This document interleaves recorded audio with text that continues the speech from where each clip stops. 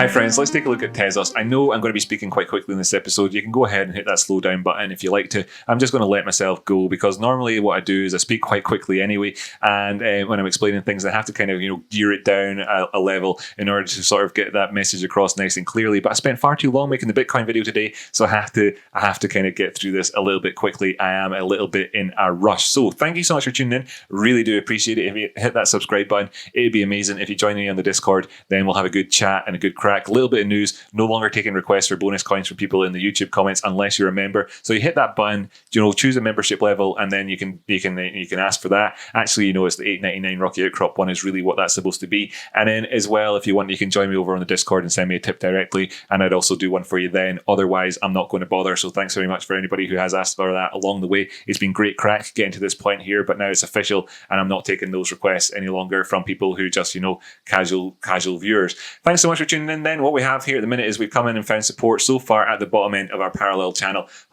Bit of a relief, that one, I would dare say, if you've been watching the price action recently. What we currently have as well is still positioned in terms of 24-hour time frame, the 50 simple moving average up above the 200 simple moving average, and that is actually coming in here a key zone for us. So this price here in around on the Satoshi price action and around about that 30,000 level is going to be very key for us in the future. Movements up above that area could be very, very positive for us. Movements on down below this parallel channel, of course, could signal more further downside. Anything above the sort of the 25,000 area is actually still fair enough in terms of the overall macro sort of rectangle that we have on the go here. But I would like to see things remain within this parallel channel that we've been looking at for the last wee while. If we do see, looking at this quite closely, you can see the downward slope in 21 EMA.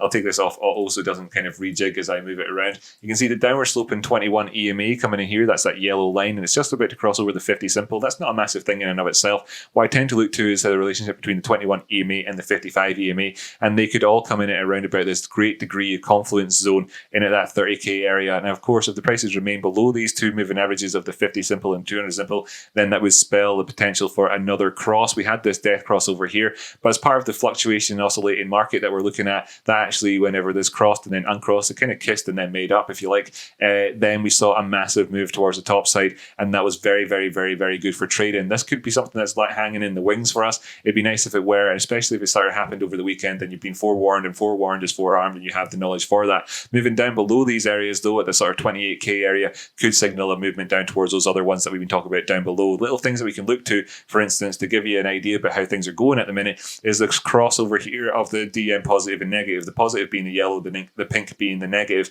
and that is, of course, a negative thing. But what we're actually seeing here is that the ADX line is now crossed down below the pink one, and it's actually gone down into that area below 20, which you could consider to be perhaps chop and no longer trending. So while we do have a negative sort of stance on this currently, what I want to see happen is for these things to turn around. I would really, I can't recommend it enough. I honestly can't. Go check out the Bitcoin video, watch it all, make a cup of tea, make a sandwich, sit down, watch it, benefit from it, then get up, make another cup of tea, another sandwich, and sit down and watch it all over again, because I bet you any money that'll take you from zero to hero in terms of your trading if you're looking at this particular oscillator. And this is officially, in my opinion, the most complicated oscillator, and probably one of the most effective, really, when you combine it with the other stuff that you look at as a trader, really, overall. So that's why I use it. But you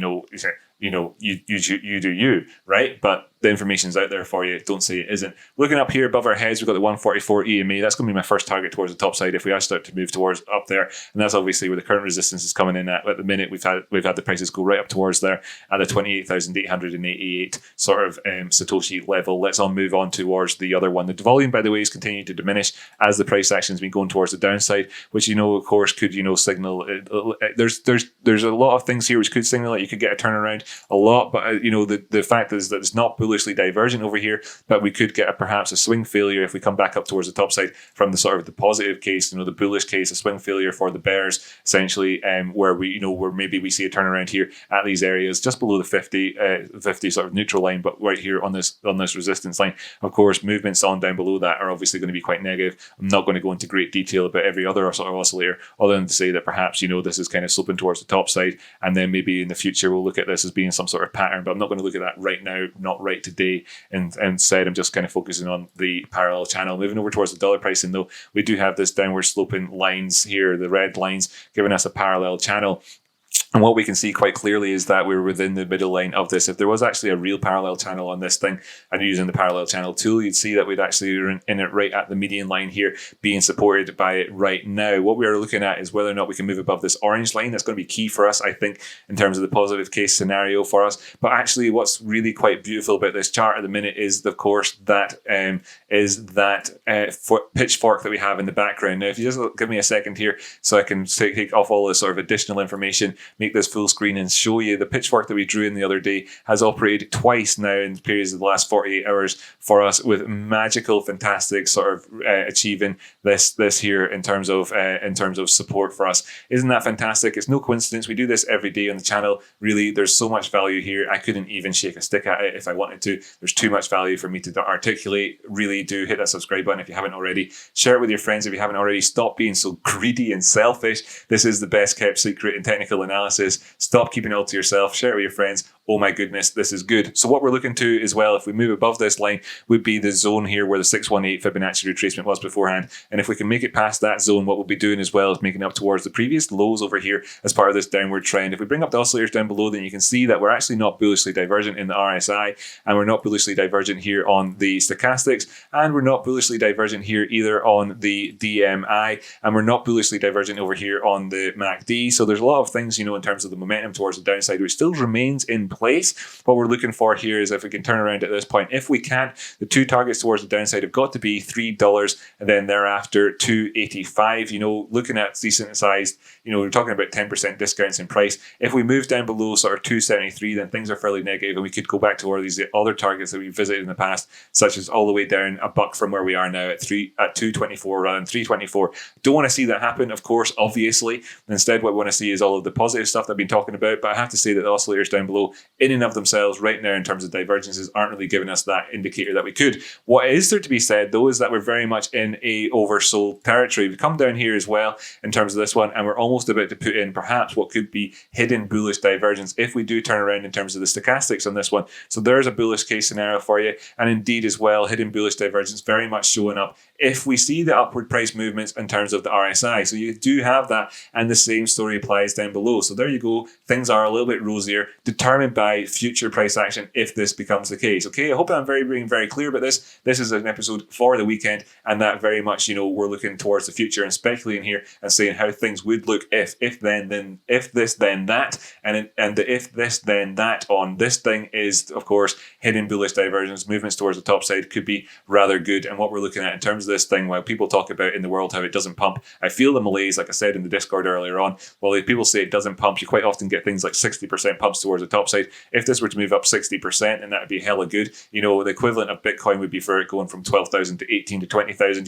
Ridiculously good trading for people out there. So please don't comment down below in the comments about how it doesn't do this, it doesn't do that. I can't be arsed listening to it, to be perfectly honest with you. We've explained it, and that's this. Come to Friday, I said throughout the week here that I'm not going to repeat myself too much about that. I'm now no longer going to talk about that, but now forewarned is forearmed again with that one. I don't want to be like having to sort of reprimand people for talking shite. So there you go. Targets towards the top side thereafter have got to be at $3.55, and of course then at $3.90. $4. Let's not get too greedy. Where does that put us? Well, it puts us slightly above our previous high over here, so we can at least let us sort of think about things in terms of how we're getting up there in the momentum and such like, and where we're at on the way there. And of course as well, then the next area thereafter becomes our next high at $3.85 as well. So if we do go up to $4, then we're doing something there that's definitely noteworthy and worth talking about. Let me put the EMAs back on, and you can see that we're being resisted right now by the 55 EMA and the 50 simple. I would like to see that moving towards the top side again, of course, like we've already covered, and this is still very much in the forever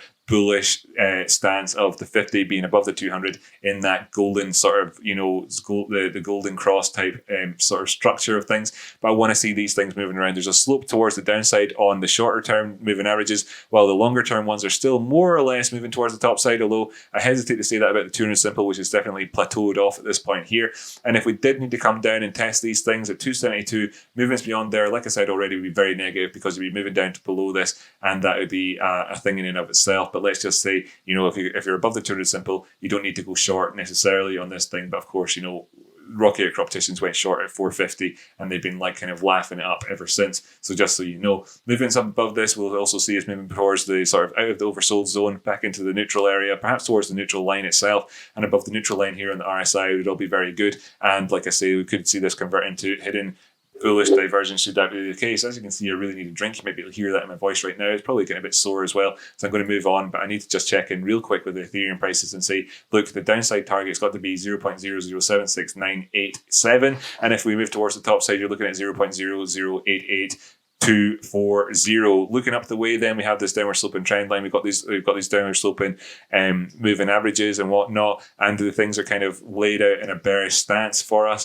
But if we do see things kind of go negatively in the Ethereum pricing, then of course, that would be a positive impact for us over on this one. And that's about as much detail as I'm going to go into on it, because you can absolutely check out the Ethereum video for yourself if you want to get more information on that front. I really do appreciate everybody who tunes in, every single last one of you. I massively do.